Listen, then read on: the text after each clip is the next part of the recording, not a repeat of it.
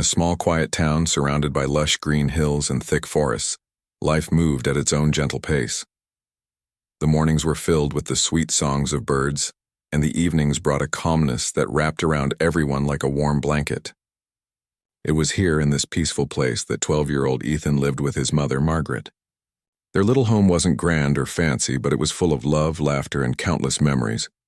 Margaret was the heart and soul of their family.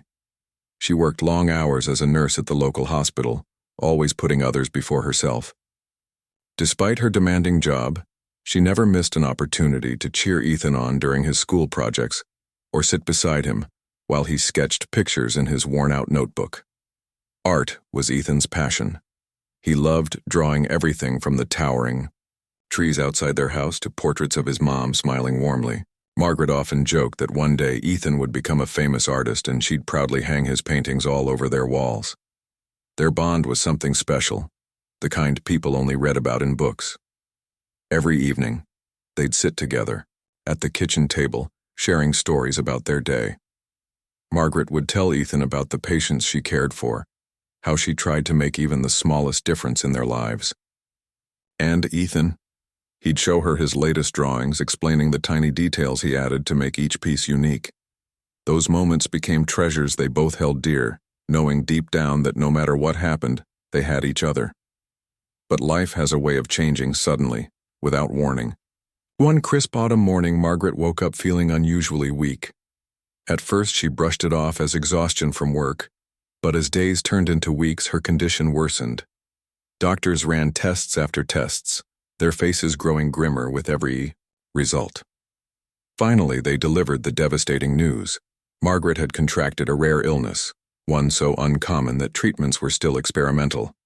There was hope, they said, but it was fragile, like holding water in cupped hands. Ethan watched helplessly as his once vibrant mother grew weaker by the day. Her laughter, which used to fill the house, became quieter. Her energy, which seemed endless, dwindled until simple tasks left her breathless.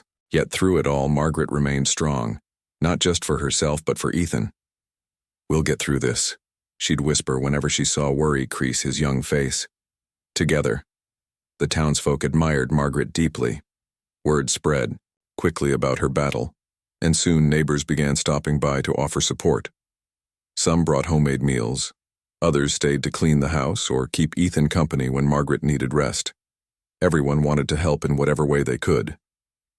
Even though Ethan appreciated their kindness, nothing could ease the ache in his chest. He prayed every night, hoping for a miracle, clinging to the belief that his mother would pull through. Sadly, miracles don't always come when we need them most. One stormy evening, as rain lashed against the windows and thunder rumbled in the distance, Margaret took her last breath. Ethan sat beside her bed, clutching her hand tightly, tears streaming down his cheeks. For a moment the world felt silent, as if even nature paused to mourn the loss of such a remarkable woman. The following days passed in a blur of sadness and disbelief. Friends and family gathered to plan the funeral, doing their best to comfort Ethan. They spoke fondly of Margaret, sharing stories of how she'd touched their lives. Someone mentioned organizing a slideshow of her happiest moments to play during the service, while another suggested displaying Ethan's artwork alongside photos of her. These gestures meant a lot to Ethan, but his mind kept drifting back to the thought of saying goodbye. On the morning of the viewing, Ethan woke up early, his stomach churning with nervousness. He spent hours getting ready, carefully choosing clothes that Margaret would have approved of. Then he picked up his sketchbook, the same one filled with drawings of her, and tucked it under his arm. Walking toward the chapel felt like moving through a dream, each step heavier than the last. The air smelled faintly of flowers, and soft music played in the background, adding to the somber atmosphere. As Ethan entered the chapel, he noticed rows of familiar faces, neighbors, teachers, co-workers, all waiting to pay their respects. Candles flickered softly, casting golden light across the room. At the front stood the open casket, draped with white fabric and adorned with bouquets of roses. Ethan hesitated for a moment, taking a deep breath to steady himself.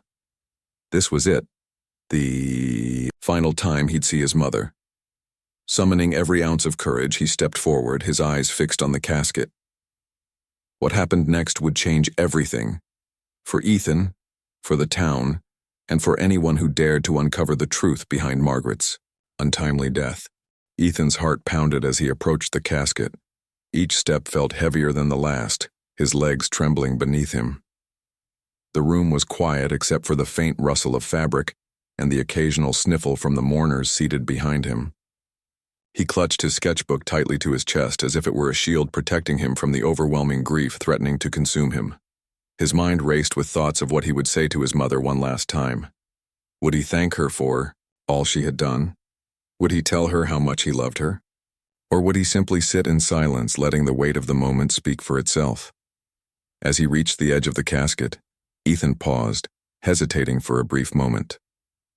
Then, slowly, he leaned forward to look inside. His breath caught in his throat, and his eyes widened in shock. What he saw made no sense, none at all. It wasn't Margaret lying there. Instead, the body inside the coffin belonged to someone completely unfamiliar. A stranger. Ethan blinked, certain his eyes were playing tricks on him. He leaned closer, studying the face intently. The woman in the casket had sharp features, her hair styled in a way Margaret never wore hers. Her skin was pale, almost waxy, and her lips were painted a deep red that Margaret would never have chosen. Even the dress she wore, a plain gray gown, wasn't something Margaret owned. Panic surged through Ethan's body like an electric current. His hands began to shake, and the sketchbook slipped slightly from his grasp. "No," Ethan whispered, his voice barely audible. He took a step back, his wide eyes darting between the casket and the people around him. "That's not her. That's not my mom." The murmur started softly, like distant thunder before a storm. Someone gasped. Another person shifted uncomfortably in their seat. Slowly, the whispers grew louder, spreading through the chapel like wildfire. The mourners exchanged confused glances, unsure whether to believe the boy or dismiss his words as grief-induced confusion. But Ethan's tone left no room for doubt. He wasn't imagining things. This was real. A man sitting near the front stood up abruptly, his face pale with disbelief. "What do you mean, son?" he asked, his voice shaky. "Are you sure about this?" Ethan nodded furiously, tears streaming down his face. "I'm telling you, that's not my mom. She doesn't look anything like her." His voice cracked under the weight of emotion, but he didn't care. All he cared about was finding out where his mother was and why someone else was lying in her place. The commotion drew the attention of the funeral director, a tall, thin man with neatly combed hair and a clipboard tucked under his arm. He hurried over, his expression a mix of concern and unease. "What seems to be the problem here?" he asked, though his tone suggested he already suspected the answer. Ethan pointed toward the casket, his hand trembling. "That's not my mom. Who is that? Where's my mother?" The funeral director's face turned ashen. For a moment he looked like he might faint. Then, clearing his throat nervously, he said, "Let me check the records. There must be some kind of mistake." He glanced at the body in the casket again, his brow furrowing as if seeing it for the first time. Without another word, he rushed out of the chapel, leaving behind a room filled with stunned silence. Ethan stood frozen, unable to move or think clearly. His mind raced with questions. How could this happen? Was it possible that someone had made such a grave error? And more importantly, where was Margaret? The thought sent a chill down his spine. What if something terrible had happened to her? What if this wasn't just a simple mix-up? The crowd began to murmur again, their voices rising in volume as speculation spread. Some suggested it might be a case of mistaken identity due to poor record-keeping. Others wondered aloud if foul play was involved. One elderly woman muttered something about curses, earning nervous glances from those nearby. Ethan tuned them out, focusing instead on the knot of fear tightening in his stomach. Minutes passed, though they felt like hours. Finally, the funeral director returned, flanked by two assistants who carried solemn expressions. The man cleared, his throat once more, his hands visibly shaking as he held up a folder. I've reviewed the paperwork, he stammered, his voice barely above a whisper. It appears there has been an error. The body in the casket does not belong to Margaret. We're still trying to determine whose body it is, but he trailed off, unable to finish his sentence. A collective gasp rippled through the room. People exchanged horrified looks, their faces etched with disbelief. How could such a catastrophic mistake occur? Funerals were supposed to provide closure, not raise more questions. For Ethan, however, the revelation only deepened his anguish. If this wasn't his mother, then where was she? "Where is my mom?" Ethan demanded, his voice breaking. "You have to find her." The funeral director nodded quickly, sweat glistening on his forehead. "We're doing everything we can to locate her remains. Please, give us some time. We'll get to the bottom of this." But Ethan wasn't satisfied. He knew instinctively that something far darker lurked beneath the surface. His mother wouldn't just vanish without explanation. Something, or someone, had interfered. As the reality of the situation sank in, Ethan felt a surge of determination replace his initial shock. He wouldn't rest until he found answers, no matter what it took. Meanwhile, the townsfolk buzzed with theories. Some speculated that the hospital where Margaret worked might be involved, citing rumors of mismanagement and corruption. Others pointed fingers at the mortuary, accusing them of negligence.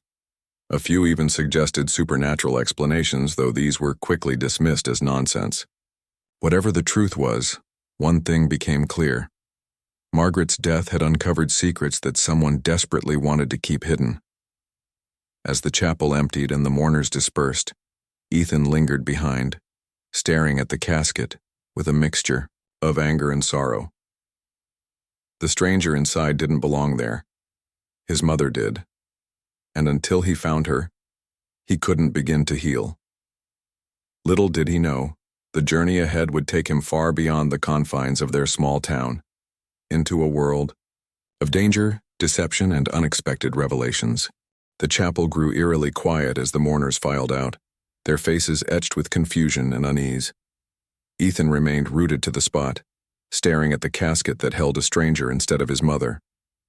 His mind raced with questions, each one more unsettling than the last. Where was Margaret? How could her body simply vanish? And why did it feel like this wasn't just a careless mistake? Mrs. Harper, an elderly woman who lived 2 houses down from Ethan and Margaret, lingered behind. She had been a close friend of Margaret's for years, and often dropped by to chat or bring homemade pies. Her sharp eyes missed nothing, and her presence brought Ethan some comfort in the chaos. "Ethan," she said gently, placing a hand on his shoulder. "We'll figure this out. Together."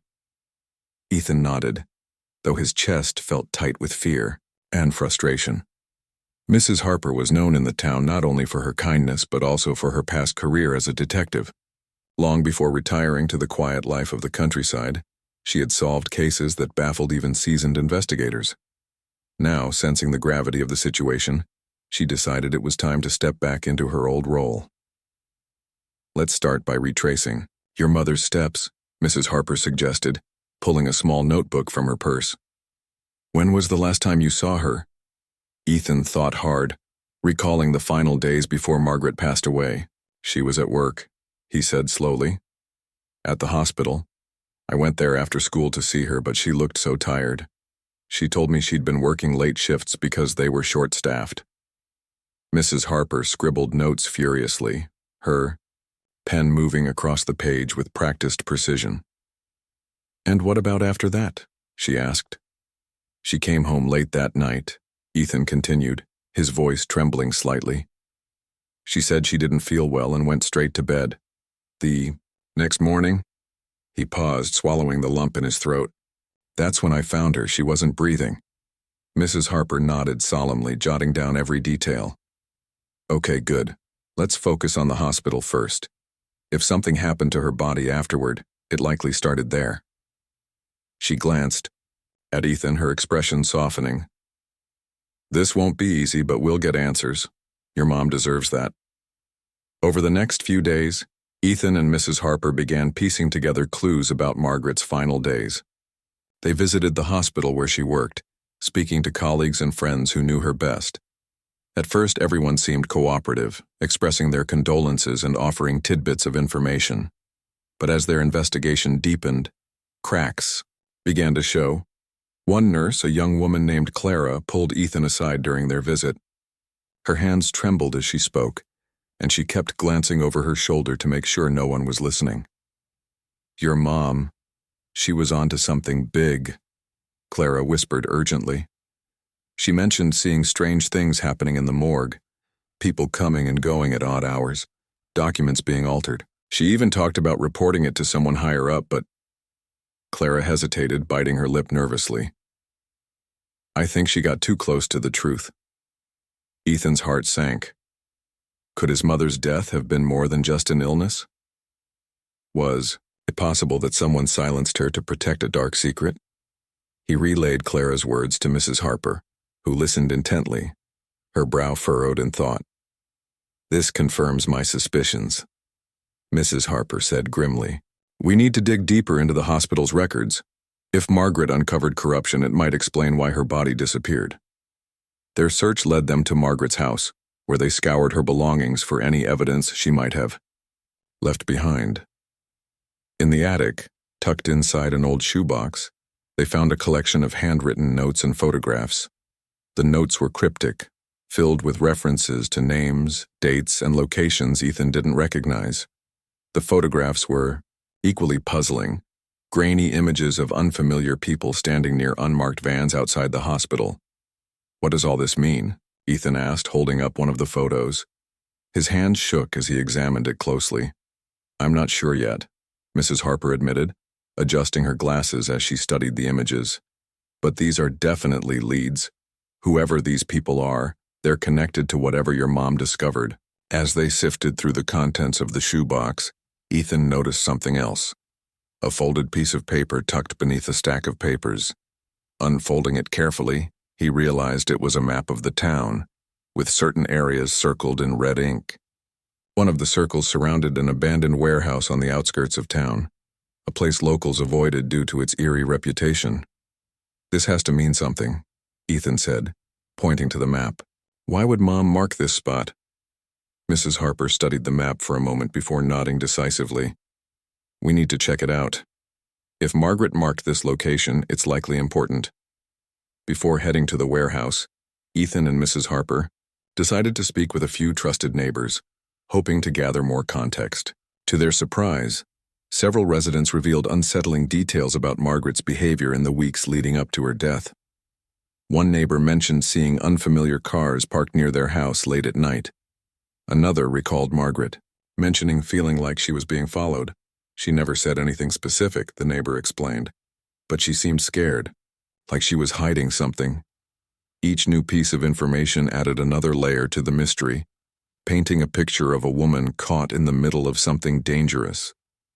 As Ethan absorbed these revelations, he couldn't help but feel a mix of anger and determination. Whoever was responsible for taking his mother and tampering with her body would pay for what they'd done.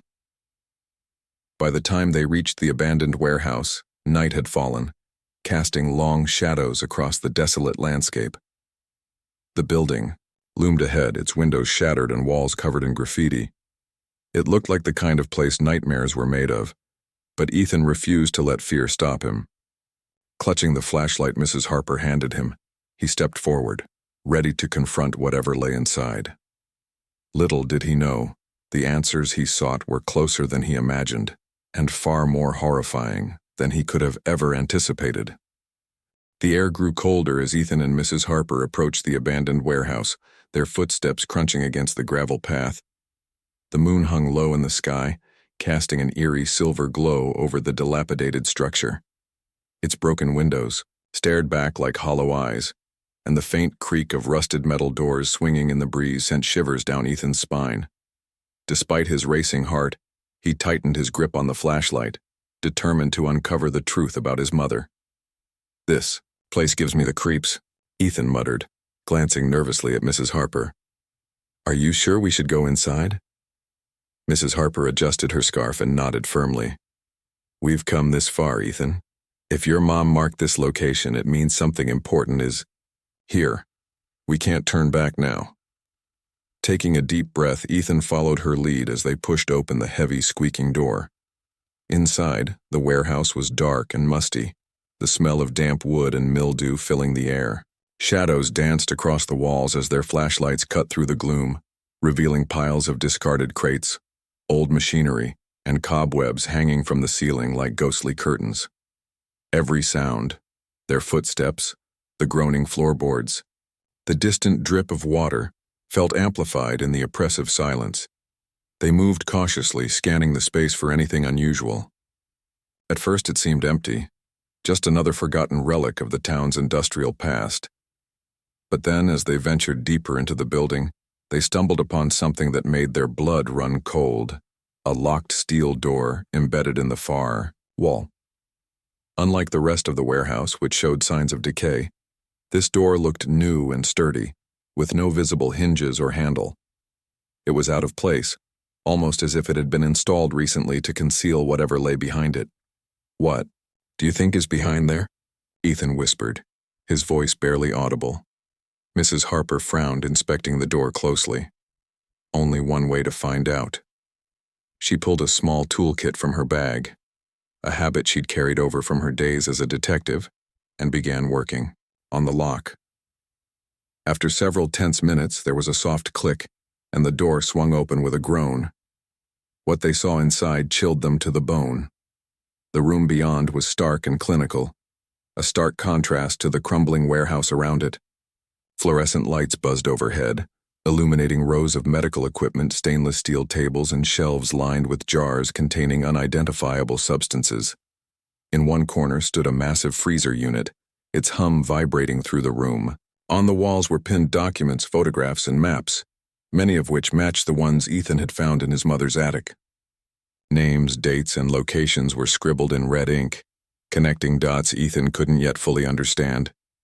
But the most horrifying sight was in the center of the room, a makeshift morgue. Several gurneys were arranged neatly, each covered by a white sheet. Ethan's stomach churned as realization dawned. These weren't ordinary bodies. They were evidence of something far darker. "Ethan," Mrs. Harper said softly, her voice trembling slightly, "we need to check these." Swallowing hard, Ethan stepped closer, his flashlight beam shaking as he reached for the edge of one of the sheets. With a deep breath, he pulled it back, and immediately recoiled in shock. The face staring up at him was pale and lifeless, but unmistakably familiar. It was Margaret. Tears welled up in Ethan's eyes as he collapsed beside the gurney, clutching his mother's hand. For a moment, the world seemed to stop spinning. All the pain, anger, and confusion he'd felt over the past few days poured out of him in waves. He wanted to scream, to cry, to wake up from this nightmare. But he knew this was real. His mother was here, stolen from him not once but twice. Mrs. Harper placed a comforting hand on his shoulder, giving him a moment to process. When Ethan finally regained some composure, she urged him to look at the other bodies. Reluctantly, he did, uncovering more victims, men, women, even a teenager. Each had identification tags attached to their wrists, along with notes detailing their cause of death and organs removed. Ethan's mind reeled as he pieced together the horrifying truth. This wasn't just a case of negligence or a mix-up, it was part of a sinister operation. Someone had been using the hospital to traffic human organs, disguising the crimes under the guise of legitimate medical procedures. Margaret must have uncovered the scheme and tried to expose it, only to become a target herself. Before they could leave, however, the sound of approaching footsteps echoed through the corridor outside. Ethan froze, his heart pounding. Mrs. Harper quickly motioned for him to hide behind one of the gurneys, then slipped into the shadows near the door, gripping the crowbar she'd brought from her toolkit.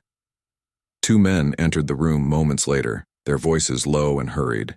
They wore dark jackets and gloves, their faces obscured by caps pulled low over their foreheads. One carried a clipboard, while the other dragged a large duffel bag behind him. Neither noticed Ethan or Mrs. Harper at first. "We're running. Out of time," the man with the clipboard hissed. "Someone tipped off the cops. We need to clear this place out before they get here." The second man nodded grimly. "Let's grab what we can and burn the rest, no loose ends." As they moved toward the freezer unit, Mrs. Harper seized the opportunity. With surprising speed for someone her age, she lunged forward, swinging the crowbar with precision. It struck the first man squarely in the arm, causing him to drop the clipboard and stagger backward. The second man turned, reaching for something tucked into his belt. A gun. Ethan's breath caught in his throat. Without thinking, he grabbed a nearby wrench and hurled it at the armed man, striking him in the shoulder. The weapon clattered to the ground and both intruders hesitated, clearly unprepared for resistance. "Run!" Mrs. Harper shouted, grabbing Ethan's arm and pulling him toward the exit. They sprinted through the warehouse, their footsteps echoing, loudly as the men gave chase. Outside, the cool night air hit them like a slap, jolting them into action. They didn't stop until they reached Mrs. Harper's car, parked a safe distance away. Once inside, Ethan fumbled with his phone, dialing emergency services with shaking hands. As he explained what they'd discovered, he glanced back at the warehouse, half expecting to see headlights pursuing them, but none came. By the time police arrived at the scene, guided by Ethan and Mrs. Harper's testimony, the warehouse was swarming with officers. Evidence was collected, arrests were made, and the full scope of the organ trafficking ring began to unravel. Prominent figures in the community, including doctors, hospital administrators, and local officials, were implicated, sending shockwaves through the town. For Ethan, justice felt bittersweet. While the perpetrators would face consequences for their actions, nothing could bring Margaret back. Yet as he sat beside her coffin during the proper funeral held days later, surrounded by friends and neighbors who now knew the truth, he felt a sense of closure. Margaret's bravery had not been in vain. Through her sacrifice and Ethan's determination, light had been shed on the darkness, ensuring that such horrors would never happen again. The days following the discovery at the warehouse were a whirlwind of activity. News of the organ trafficking ring spread like wildfire through the small town, leaving its residents in shock and disbelief. The idea that such a sinister operation could exist right under their noses was almost too much to comprehend. Yet as details emerged, names, connections, and the sheer scale of the conspiracy, it became impossible to deny. Prominent figures who had once been pillars of the community were now exposed as criminals, their reputations shattered overnight. For Ethan, the revelations brought a mix of emotions: anger, sadness, and even guilt. He couldn't help but wonder if he could have done more to protect his mother, if somehow he might have prevented her from getting involved. But Mrs. Harper reminded him gently that Margaret had chosen to stand up for what was right, even when it put her in danger. "Your mom was brave," she told him one evening as they sat together on the porch, watching the sunset paint the sky in shades of orange and pink. "She knew the risks, but she didn't back down. That's something to be proud of." Despite the chaos surrounding them, Ethan found solace in small moments like these. The townsfolk rallied around him, offering support in ways both big and small. Neighbors brought food, teachers gave him extensions on school assignments, and friends stopped by to sit with him when the weight of everything felt unbearable. It wasn't enough to fill the void left by Margaret's absence, but it helped ease the loneliness. Meanwhile, the investigation into the trafficking ring continued to unfold. Police worked tirelessly, piecing together evidence collected from the warehouse and tracing leads that stretched far beyond the town's borders. What started as a local scandal soon gained national attention, drawing reporters and journalists, eager to uncover every detail. Ethan avoided the media circus as much as possible, letting Mrs. Harper handle interviews and statements on his behalf. He didn't want to relive the nightmare publicly. All he wanted was justice for his mother. As the trial preparations began, Ethan and Mrs. Harper were called upon to testify. They recounted their harrowing experience at the warehouse, the locked steel door, the makeshift morgue, the bodies, and the confrontation with the two men. Each word felt heavy, like reopening a wound that hadn't yet healed. But Ethan knew how important it was to tell the truth, no matter how painful. His testimony would ensure that those responsible couldn't escape accountability. One particularly chilling moment came during the cross-examination when the prosecutor presented items retrieved from the warehouse. Margaret's notes, photographs, and even personal belongings taken from her home after her death. Seeing her handwriting again, a reminder of her voice, her thoughts, brought tears to Ethan's eyes. But instead of breaking down, he held his composure, channeling his grief into strength. He imagined Margaret sitting beside him, urging him to keep going, to see this through to the end. The courtroom drama reached its peak when key members of the trafficking ring took the stand. Their testimonies painted a grim picture of greed and corruption, revealing how they exploited vulnerable patients and manipulated hospital records to cover their tracks. One doctor admitted to falsifying death certificates, while another confessed to performing illegal surgeries late at night when the hospital was nearly empty. The depth of their depravity sickened everyone present, including the jury. Throughout the proceedings, Ethan kept reminding himself why he was there, not just for closure, but to honor his mother's memory. Margaret had risked everything to expose the truth, and now it was his turn to carry the torch. By speaking out, he hoped to prevent others from suffering the same fate. Finally, the verdict arrived. After weeks of deliberation, the jury returned guilty verdicts for all defendants, handing down harsh sentences that reflected the severity of their crimes. Cheers erupted in the courtroom as the judge read the decision, but Ethan remained silent, his face unreadable. Justice had been served, yes, but it wouldn't bring Margaret back. Still, he allowed himself a small smile, knowing she'd finally received the recognition she deserved.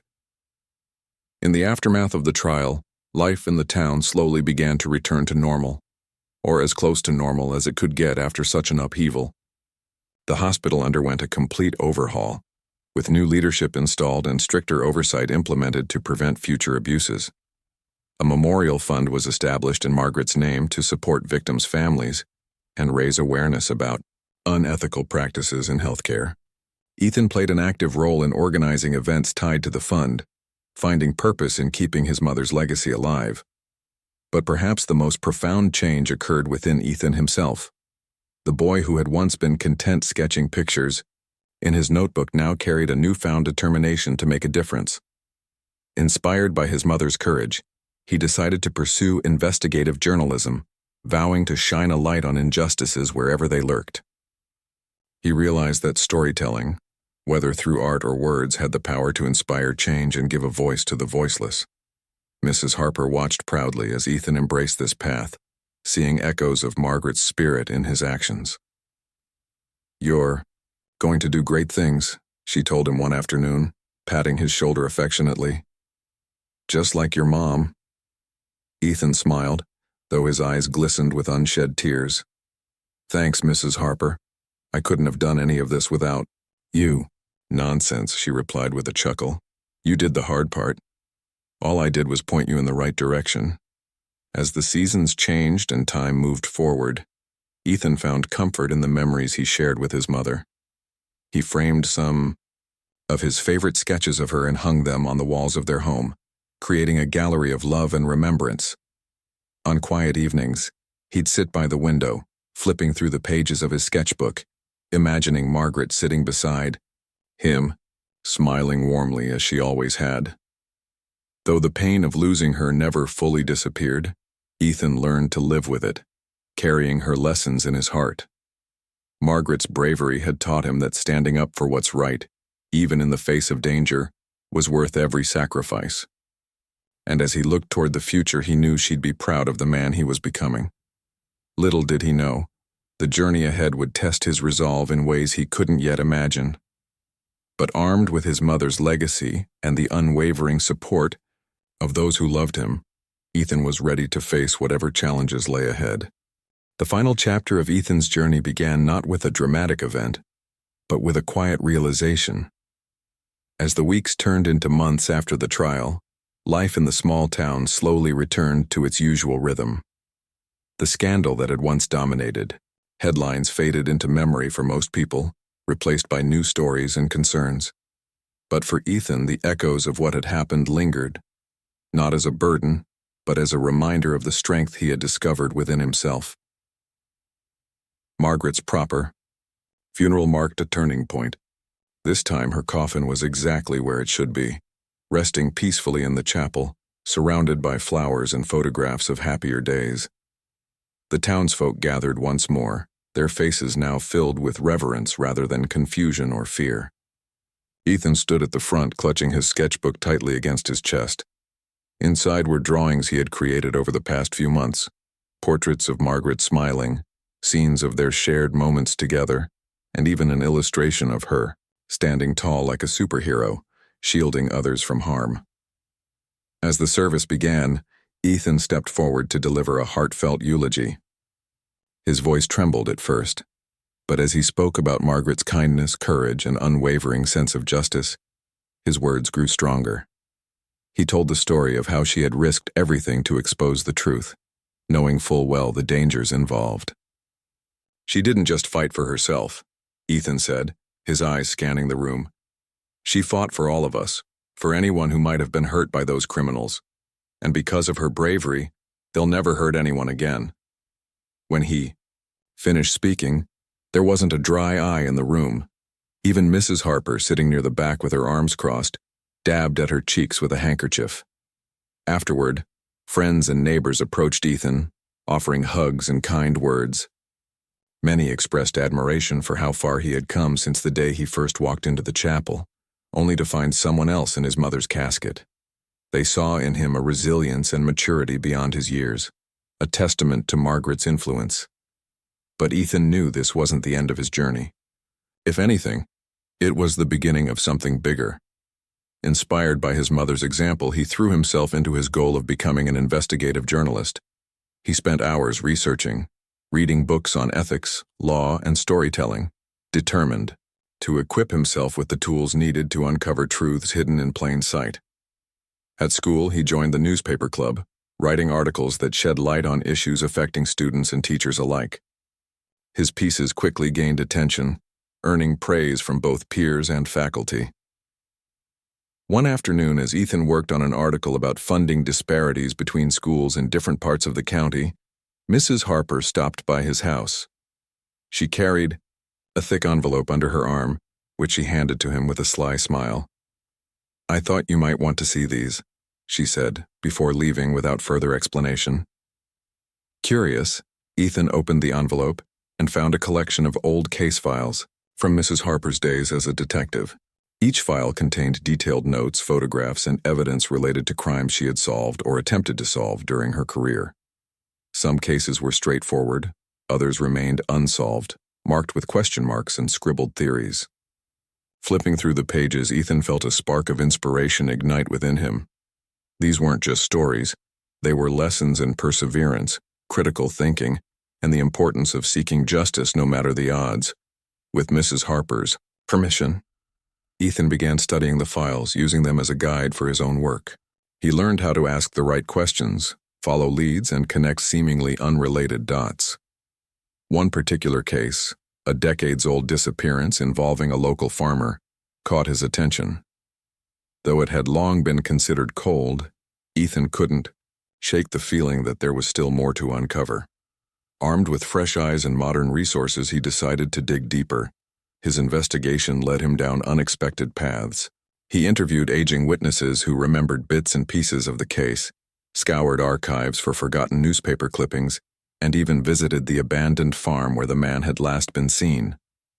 Along the way, he encountered resistance from skeptical officials who dismissed his efforts as naive idealism, to individuals who clearly didn't want the past disturbed. But Ethan refused to give up. Every setback only fueled his determination. Finally, after months of relentless searching, Ethan uncovered a crucial piece of evidence, a receipt tucked inside an old barn wall, listing purchases made by someone connected to the missing farmer. It wasn't enough to solve the case entirely, but it reignited interest among authorities, prompting them to reopen the investigation. For Ethan, this victory was proof that persistence paid off. Even when the odds seemed insurmountable, word of his success spread quickly, earning him recognition beyond the town. A regional magazine featured an article about his work, highlighting his dedication and talent. Soon, offers poured in from universities and journalism programs eager to recruit him. Ethan chose a prestigious university known for its rigorous, investigative journalism program, excited to take the next step toward achieving his dream. Before leaving for college, Ethan organized one last tribute to his mother. With the help of Mrs. Harper and other townsfolk, he transformed a neglected park into a vibrant memorial garden dedicated to Margaret. The centerpiece was a mural painted by Ethan himself, depicting Margaret surrounded by symbols of hope, courage, and justice. On the day of the unveiling, hundreds of people attended, including former patients whose lives Margaret had touched during her time as a nurse. Standing before the crowd, Ethan felt a profound sense of peace. Though Margaret was gone, her legacy lived on, not just in the garden, but in every person she had inspired to stand up for what was right.